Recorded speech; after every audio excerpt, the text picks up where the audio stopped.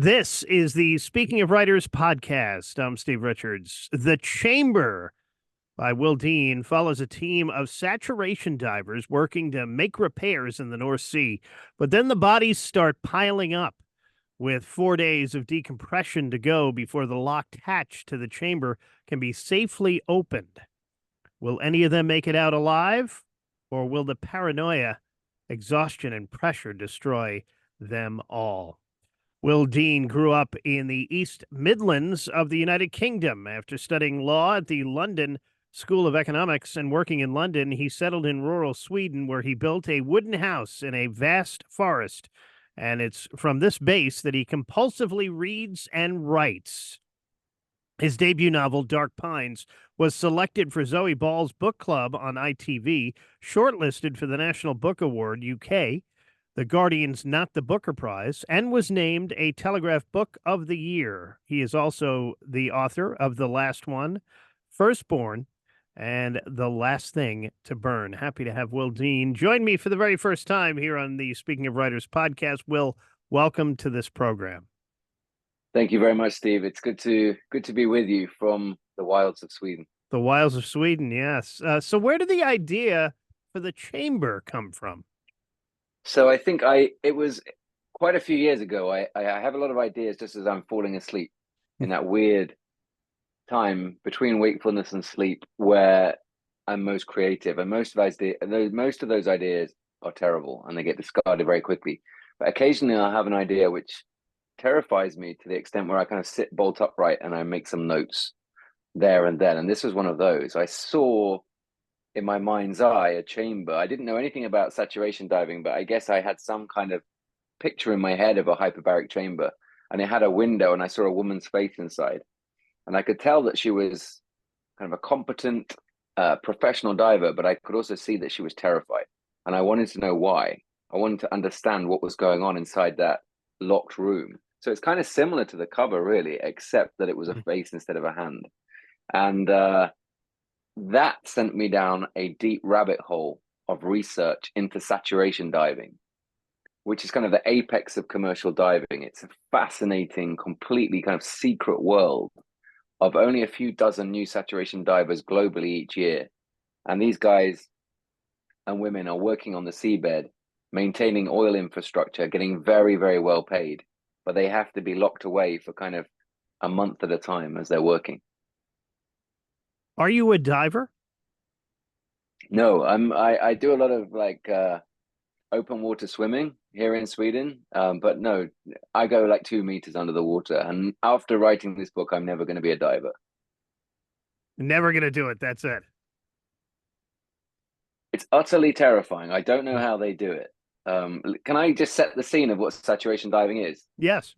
For your audience. So imagine you're on a commercial diving vessel in the middle of the North Sea, and you go down below deck, and there's a stainless steel chamber. You see the rivets holding the thing together, and there's a hatch open, and you slither through the hatch, and you get inside. There's very little space. There's 6 bunks hanging from the ceiling, and there's 5 other divers already in there. There's barely space to crawl past each other, and that hatch gets locked shut behind you, and the pressure starts to build inside the chamber. So the air is purged and replaced by heliox, which is a combination of helium and oxygen. So everybody's voice goes very high, it gets very humid, very hot. There's no space to move. And once you're at pressure, it takes a few hours. You're going to be there for 28 days. You can't come in, you can't go out. You're stuck in this chamber. And if something goes wrong, it takes 4 days minimum for an emergency decompression. And then the next morning, you go through into a little diving bell, which is much smaller, like an elevator. And that gets dropped down through the center of the ship down to the seabed on a cable. And you're there with one other diver. And when you're at the bottom, let's say 350 feet down, you look out of the porthole and it's black outside because you're so deep. And your diving companion helps you put your diving helmet on, which weighs about 20 kilos. And once that's on, you can't equalize anymore by pinching your nose. You have to kind of force your face into the front of this rigid helmet.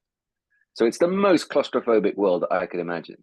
And all of that is before A, you actually start work out in the water, and B, before the first murder in the story. Are you claustrophobic too? No, not particularly. I like maybe a little. I like anybody. I get slightly freaked out if I see those videos of people cave diving and wriggling through extremely narrow gaps.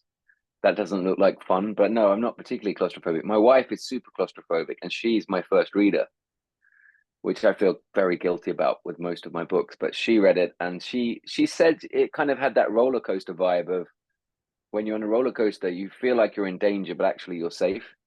Hmm. You get the thrills without the risk. So she was fine with it. In fact, it might have even helped her claustrophobia.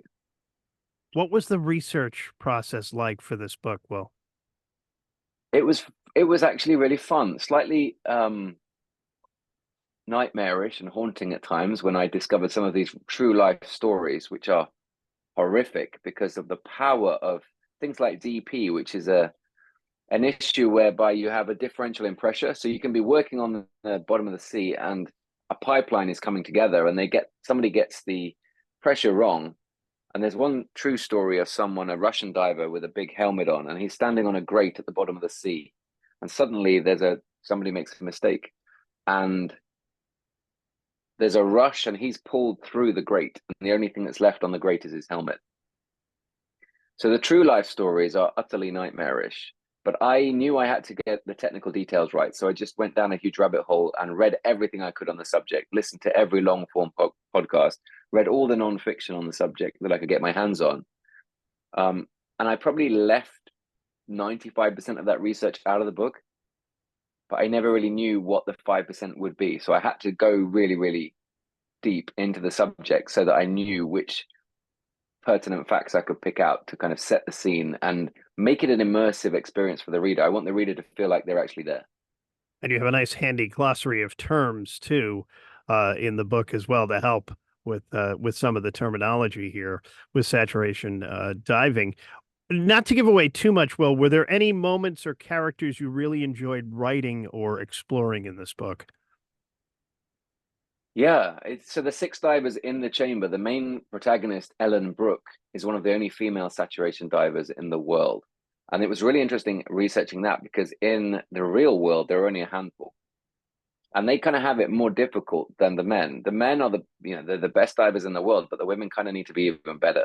They need to be stronger and more calm under pressure. They have to all kind of break through this glass ceiling to get these very few jobs. So it was interesting writing from her perspective because she has an added layer of complication over the rest of the guys in terms of just like basic, simple showering arrangements under pressure and that kind of thing. And psychologically, it was really interesting writing her. And the other characters are a mixture of kind of outlaw construction workers who are now professional divers and ex-military people. So there's an ex kind of Navy SEAL guy in there. There's a ex-British Navy clearance diver, and they all bring their stories and their trauma and their history to this diving chamber. And normally they don't talk about their experiences much when they're on the job. They work, they like the fact that it's kind of a simple life. They're earning really good money and they get to kind of sleep a lot and then eat and then work. But when something goes wrong, they do tend to share more in terms of their stories.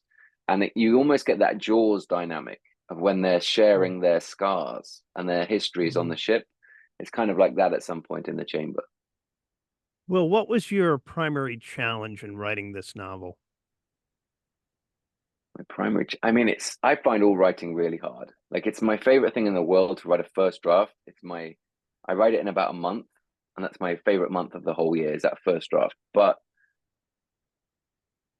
coming to a blank screen is it's such a kind of responsibility, and it's also such a high risk thing, especially as on my bedside table I have amazing books by amazing authors. So I read these wonderful books, either ARC copies or books that I buy, and then you have to go and tell your own story, and it has to kind of live up to that level, which is always difficult, and I'm always very self-critical. So for me, it's like a confidence thing. The hardest thing is the confidence. I've written 10 books now, but just the confidence of seeing a blank screen and reading great books and knowing that I'm taking someone's time up with this book, it has to deliver. Not only like an exciting plot, but I really want it to deliver on character. I want the characters to feel real. I want the sense of place to feel like you're in a full dive virtual reality kind of situation, like you're actually there. And I want, at the end of this particular book, it to feel like you want that chamber door to open so that you can get out yourself as the reader. Mm-hmm. Does writing energize you or exhaust you?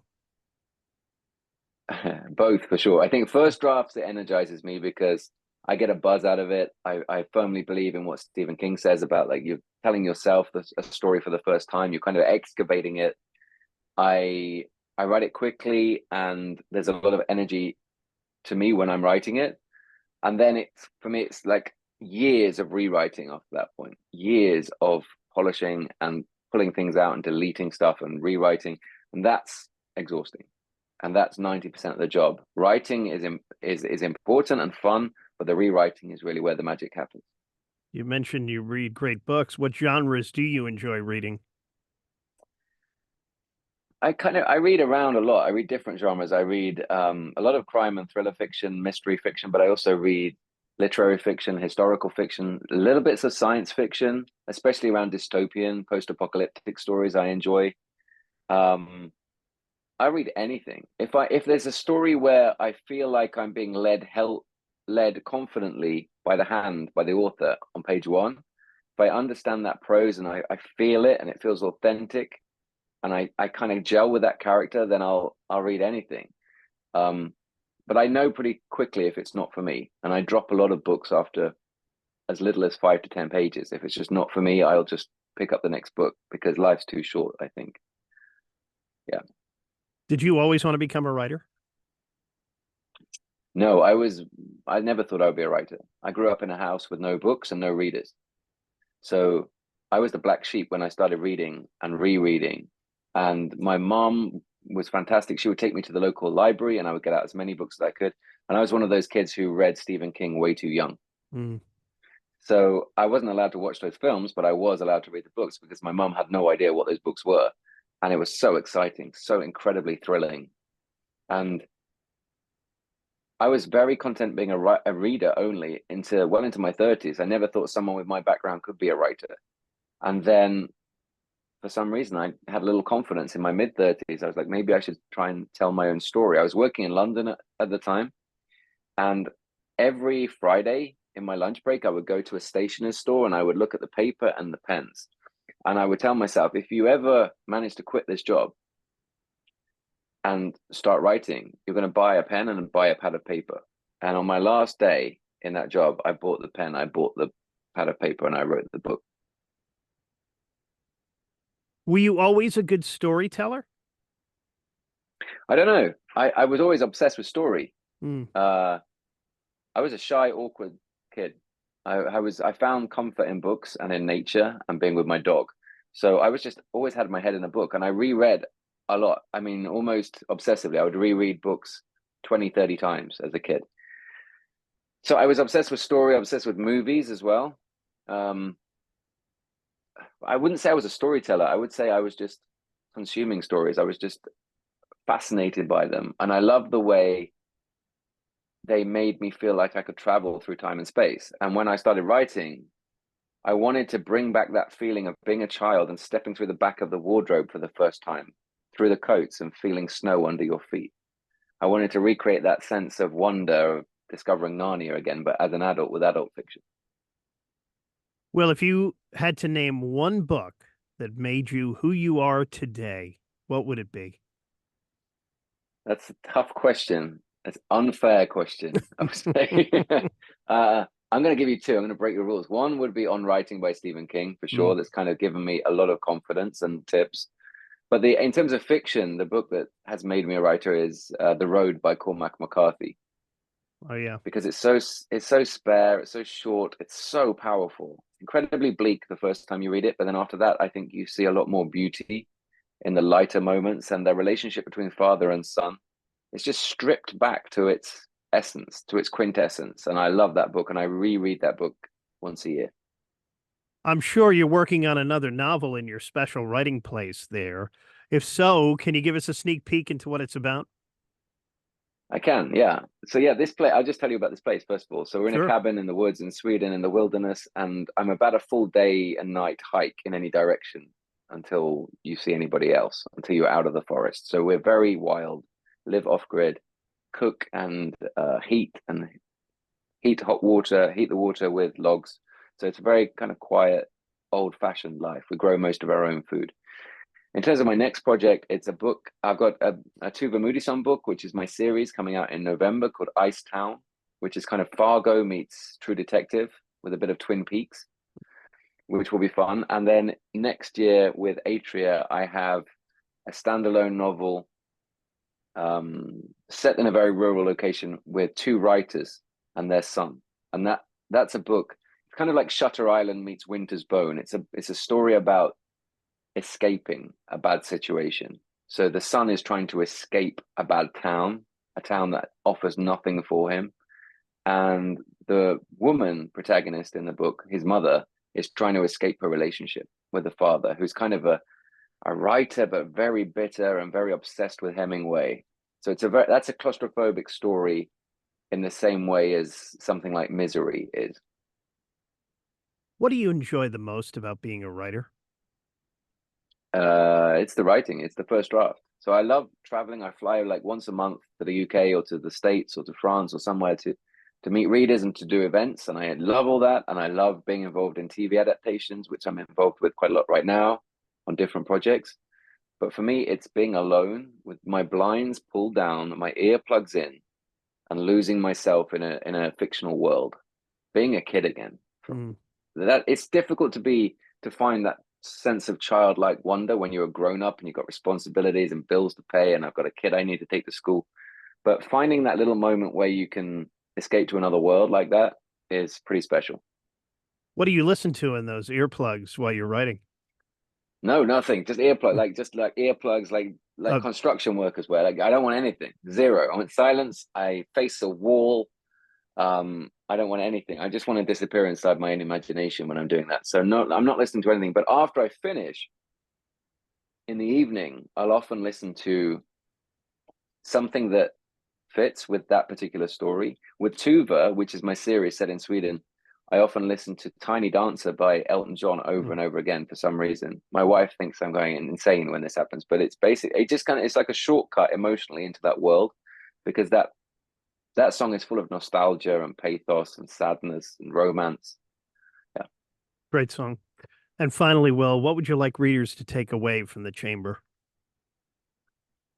I think it's a study in tension, in Hitchcockian tension. Hitchcock always said that you can have a situation where there's two people at a table and a bomb goes off, and it's really exciting for a little while, but it's much more exciting if they're having a conversation at a table and there's a ticking bomb underneath the table and they don't know about it, but the reader does. And then they could be talking about anything, and it's fascinating because there's that sense of suspense. And that's what I'm trying to kind of write the ultimate locked room mystery here, the ultimate locked room thriller. But instead of like a ticking bomb or a countdown on the wall, there's a pressure gauge.